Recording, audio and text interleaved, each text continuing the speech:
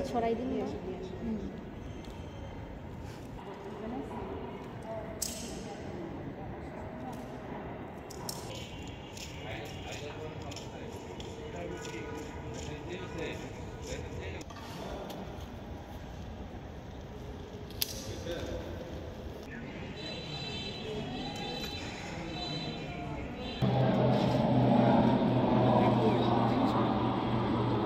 বড়দিনের প্রস্তুতি আমাদের একেবারেই শেষ পর্যায়ে।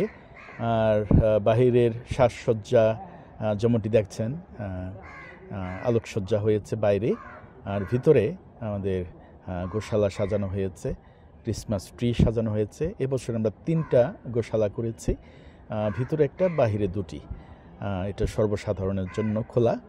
আর এমনিতে সাজসজ্জা আমরা যেভাবে পরিকল্পনা নিয়েছি সেভাবেই হচ্ছে। আর নিরাপত্তার বিষয়টি এবছর আমরা যেভাবে পাচ্ছি আমরা সন্তুষ্ট।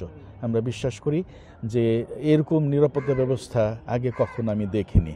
সত্যি অনেক নিরাপত্তা ব্যবস্থা আর বিষয়টা বিভিন্ন সিক্রেট সার্ভিস সহ পুলিশ ইতিমধ্যে অবস্থান নিয়েছেন। পুলিশ আমাদের এখানে, আর অন্যান্য সিক্রেট সার্ভিস, বোম ডিসপোজাল, অন্যান্য সব ধরনের ইউনিটগুলো আমাদের এবারের এখানে তারা আছেন, সবাই চারিদিকে আছেন আমাদের সঙ্গে।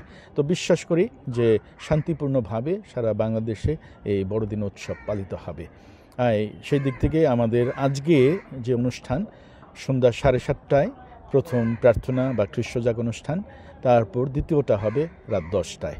আর আগামীকাল বড়দিনের দিন 2টি খ্রিস্টজাগ, প্রথম খ্রিস্টজাগ বা প্রার্থনা অনুষ্ঠান সকাল 6:30টায় এবং সকাল 9টায় দ্বিতীয়টা। এরই মধ্য দিয়ে আমাদের বড়দিনের মূল প্রার্থনা অনুষ্ঠানগুলো হবে।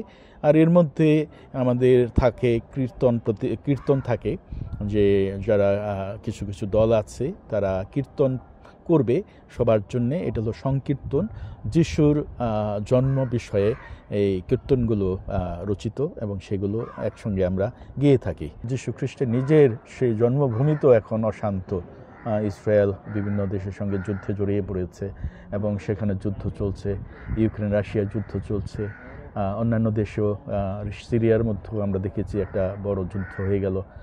আমাদের দেশেও এমন একটা পরিবর্তিত পরিস্থিতির মধ্য দিয়ে আমরা যাচ্ছি। তো আমাদের দেশে এবং বিশ্বে শান্তি প্রয়োজন। বড়দিনের যে মিলন ভ্রাতৃত্ব, আমাদের মধ্যে যে মহান যীশু খ্রিস্ট আসেন, তিনি যে শান্তিরাজ, সেই শান্তি আমরা অন্তর অনুভব করি এবং আমরা বড়দিনে এই যীশু খ্রিস্টের কাছে, শান্তিরাজের কাছে প্রার্থনা করি আমাদের দেশের শান্তির জন্য।